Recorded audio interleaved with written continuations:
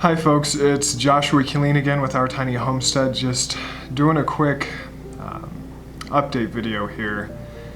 We had a few issues that I just didn't have time to include in the last video. I'm really happy with the response that I received after posting that video. Thank you guys for your support, for sharing, for watching. Really, from all of us here that are being affected to those of you who aren't really currently being affected, thank you for sharing and for your support.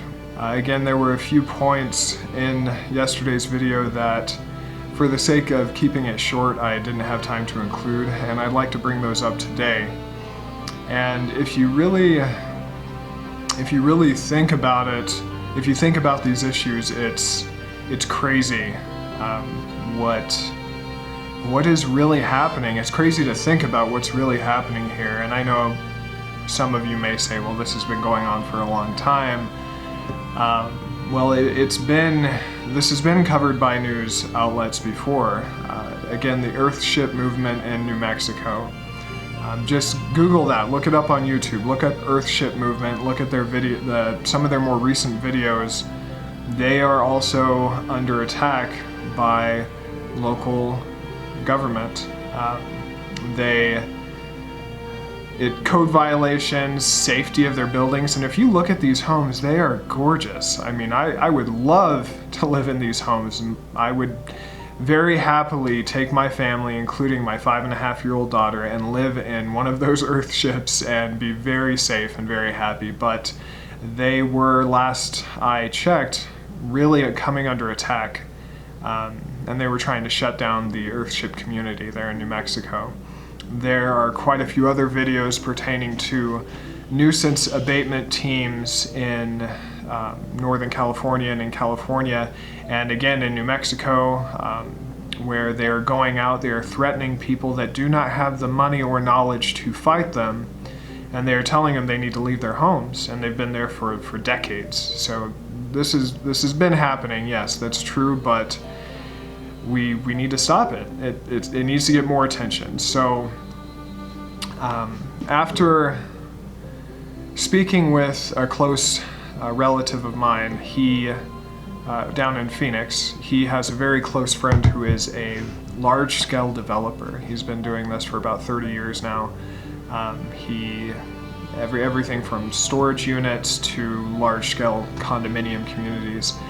And when I explained to him, now I'm getting to the key point finally here in the video, when we had our first hearing for our conditional use permit to be able to operate our home-based business, there's two hearings. It's a two-hearing process. The first hearing is with the Planning and Zoning Board, which from what I understand is a volunteer-based board.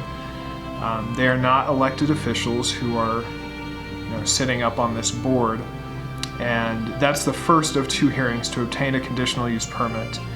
During that hearing, during our hearing, which is a public hearing, so all this is on the minutes, this is all matters of public record. How accurately they include this in the minutes is up for debate, but I looked online and I was able to pull up the minutes from this hearing, and it is mentioned in the public recording. You can also get an audio recording by request of these hearings. One of the board members two of the board members owns property in our area. One of them broached the question just randomly, asking what the minimum parcel sizes for our area, for our zoning, were. They asked Development Services, who were the other party. It's just like a courtroom when you go in here. We're on the left, Development Services is on the right, and then the board is up, is seated in front of us. And they asked the question what the minimum parcel sizes were for our area. And Development Services advised them that it was 2-acre minimum parcel sizes. You could have heard a pin drop. All you could hear is crickets in that room until the board member that asked the question said, no, I own property out there. It's always been 10-acre minimum parcel sizes. I thought they might have gone up. I thought they might have changed slightly, but 2-acre minimum parcel sizes? That's crazy. They've never been 2-acre minimum parcel sizes in our area. And development services, they wouldn't even look them in the eye. They were just looking down. They're like, nope, it's 2-acre minimum parcel sizes now. And the board members are all looking at each other. They're like, no, this is crazy. Nobody knows. And still, even local real estate professionals in this area, they had no idea that the minimum parcel sizes were changed. And some of you might have no idea what that means. Some of you might think, what does that have to do with anything? That's a huge deal. This is a very rural, unincorporated area. These are all ranch properties out here. It's free range, leased land as well. The parcel sizes usually range between 40 and 60 acres. Ours, at 20 acres, is one of the smaller parcels out here. And that's been that way for a long time. And I went back to our developer friend, that's a close friend of my family, when I explained this to him, and not even I'm going to reiterate, the Planning and Zoning Board did not know about the zoning change in the fastest growing area of Yavapai County, which was, and this is as of last month, the fastest growing county in the United States of America. Yavapai County, our county, and our area is one of the fastest growing areas in that county. The fact that the Planning and Zoning Board had no idea that Development Services or whoever it was changed those minimum parcel sizes to 2-acre minimum parcel sizes is huge. Riddle me that. Why would they not know? So I broached that question to the developer friend of mine, and he said there is only, I'm going to repeat, there is only one reason that they would do this. Only one that this happened. And that is because an even bigger developer than him, some company, a development, somebody wants this land. There's something going on, somebody paid, this sounds like a conspiracy, but somebody is in somebody's pocket. That is the only logical explanation for A, the parcel size change from 10-acre minimum parcel sizes all the way down to 2-acre minimum parcel sizes. B, nobody knew about it. Nobody knew about it. So you can think about that, you can do your own research. My job here is just to get you thinking and again to raise awareness. Now the second point for this video, and then I'll be cutting it short and try to keep it quick. The second point is something that a lot of people have been complaining about here, which is photos being taken of their properties without their knowledge, without their permission, from private roads, from other private property. Now, in our area, which I kind of mentioned this in yesterday's video, in our area, none of the roads are county maintained.